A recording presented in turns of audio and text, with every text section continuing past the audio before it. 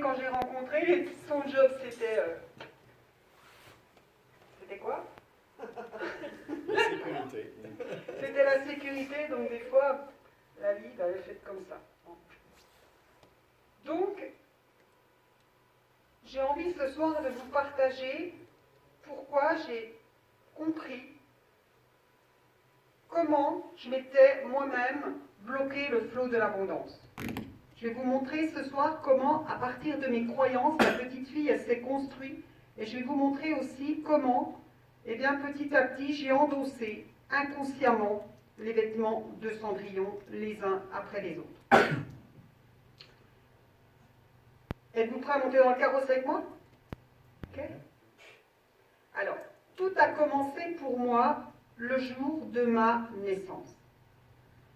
Lorsque je suis née, j'ai ressenti une sorte de rejet, un manque d'émerveillement, un manque, pas d'attention, un manque, je dirais, de joie de la part de ma mère, parce que tout simplement, je me suis rendu compte que dans cette famille, on attendait un garçon, non pas une fille.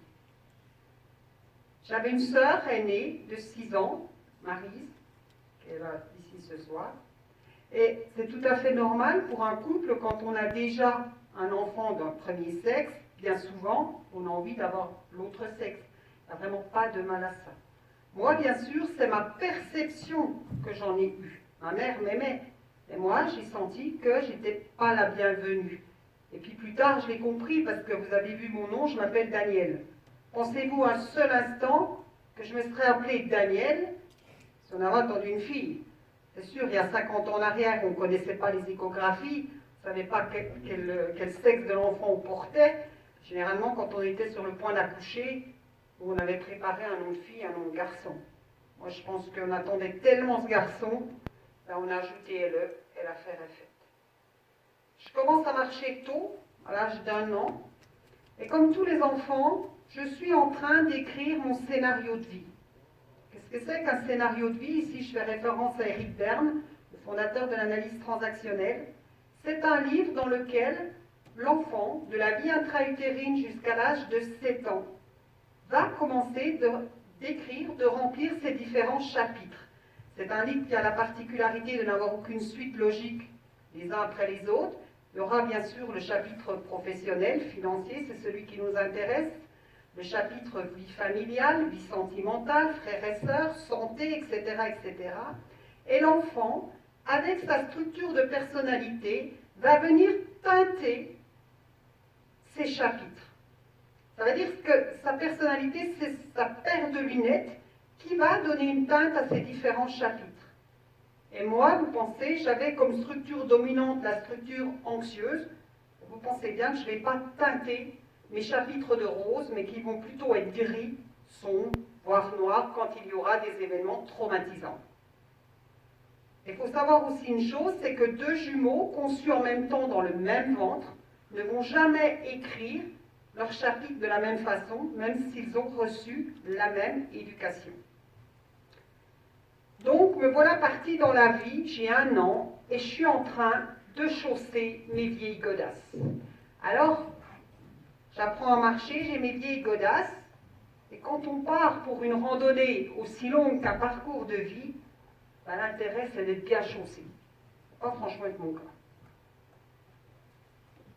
À 4 ans, je vais vivre un événement traumatisant. Ma sœur, qui a 6 ans de plus que moi, eh ben, elle a 10 ans à ce moment-là, elle a fini d'écrire son scénario de vie. Donc ma sœur ne va pas vivre la même vie que moi, et ma sœur ne va pas connaître la sécurité financière comme moi je vais la connaître. J'ai 4 ans quand mon père est hospitalisé dans un état grave. Il va passer pas mal de temps à l'hôpital.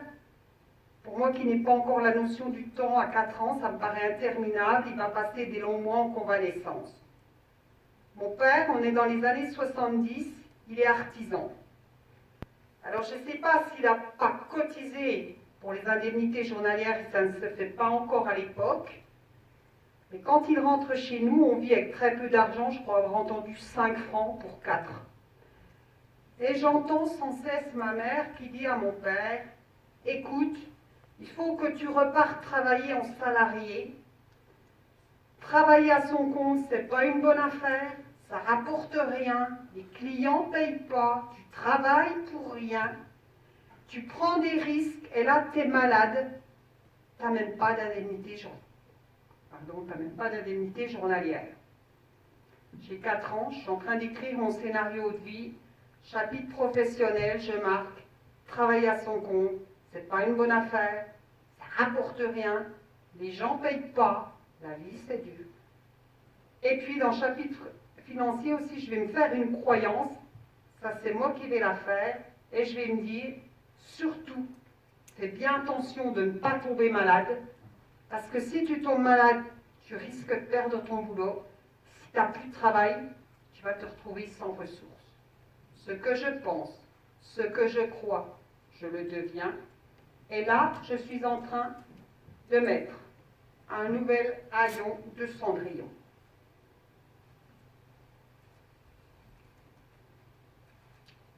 Alors moi, j'ai une particularité, c'est que chez nous, on vit et que ma grand-mère, elle habite au-dessus de chez nous.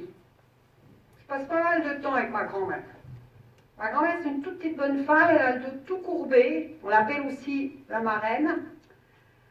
Et puis, ma grand-mère, c'était une ancienne agricultrice, donc en ce temps-là, la ferme n'était pas aussi mécanisée que maintenant. Elle a beaucoup mal au dos, elle est boutée, ma grand-mère. Je l'ai toujours connue veuve. Il faut dire que mon grand-père il est mort quand j'avais 3 ans, j'ai qu'une seule image de lui. De toute façon, je ne pouvais pas louper qu'elle était veuve parce que je l'ai toujours vue habillée de noir. Ma grand-mère, elle fait des ménages parce que bien sûr, il faut que se trouve un peu d'argent pour vivre. Et puis, je passe pas mal de temps avec elle. Ma grand-mère, elle n'a pas son permis de conduire dans les années 70. Comment elle fait ses courses? Eh bien, elle se sert aux marchands ambulants qui passent. Il y a le boulanger, il y a le crémier, il y a le boucher, je ne sais plus qui encore. Codex, c'était l'épicier. Bref, dis-moi quand il vient le marchand, moi je cours avec ma grand-mère parce que bien sûr elle m'achète un petit gâteau, des bonbons, tout ça. Puis je me rappelle quand le boucher passait et qu'il voulait lui offrir une belle pièce de viande, ma grand-mère, j'entendais toujours dire ça. Oh mais je voudrais bien, vous savez, je n'ai pas la bourse à Rothschild. Moi, j'ai 5-6 ans, qui sait ce mec-là, qui sait Rothschild, j'en sais rien du tout. Tout ce que je sais, c'est que lui, il a une belle bourse bien remplie, et dans ma case financier, je me dis, purée, il y a ceux qui ont des belles bourses bien remplies, bien dorées. Attention, messieurs, je ne parle pas de vos bijoux de famille.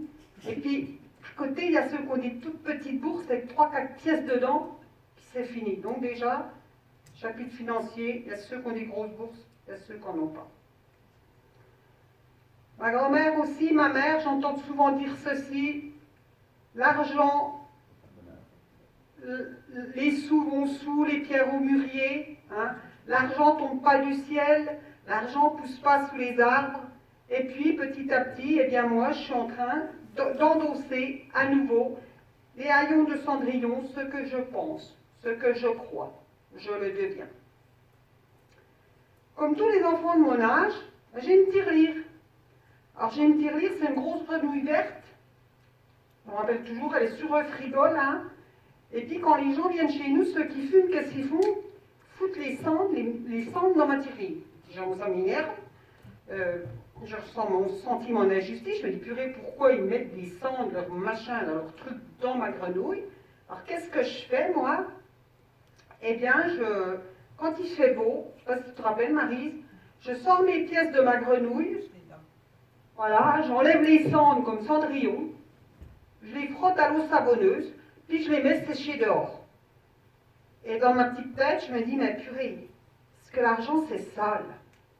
Est-ce que mon argent peut devenir sale? Ce que je pense, ce que je crois, je le deviens. Puis un jour, je suis un petit peu plus grande, ma grand-mère, elle me prend le bras comme ça, elle me dit, voilà ma cocotte, ma petite, t'es comme moi? J'ai dit, qu'est-ce qu'il y a? Elle me dit, ben, t'as des grosses veines? Oh, structurant, je dis, mon Dieu, qu'est-ce qui va se passer? J'ai des grosses veines. Qu'est-ce que c'est? Qu'est-ce que tu me dis? Elle me dit, oh là là, qui voit ses veines, voit ses peines. Je vous rassure tout de suite, hein. Je vais à l'hôpital, on veut me placer une perf, les infirmières sont là. Ah, c'est cool, vous avez des belles veines. Pas plus tard que samedi, je vais au laboratoire faire un prélèvement. Là, c'est mon bras. La laborantine me dit: oh purée, c'est cool, vous avez des autoroutes. Je dis: pardon? Je dis: oui, vous avez des autoroutes.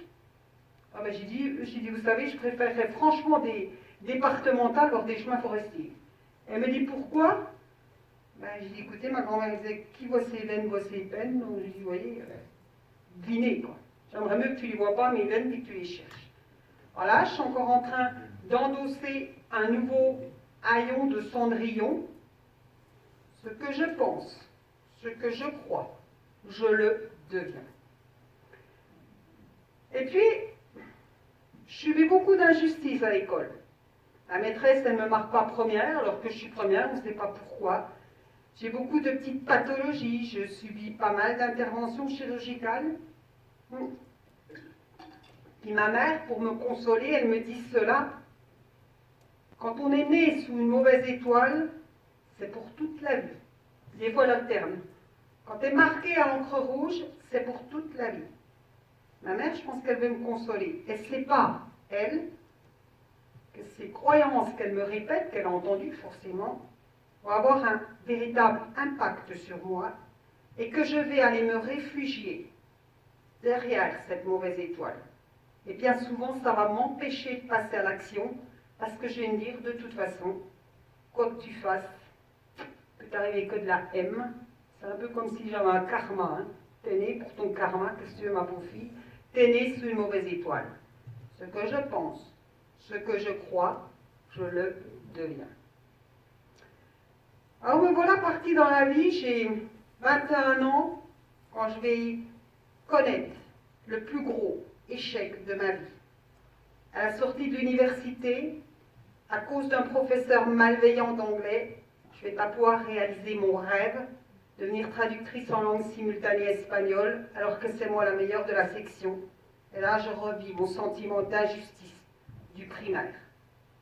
Qu'est-ce que je vais faire? Déjà, je vais me lancer dans la vie active, je vais arrêter mes études, peut-être pas dû. Mais je pense que si j'avais été traductrice en langue simultanée espagnole, j'aurais certainement pas connu l'insécurité financière, j'aurais eu un bon emploi, un bon salaire. Si je suis là aujourd'hui, je pense que c'était mon expérience de vie et que je devais passer par là.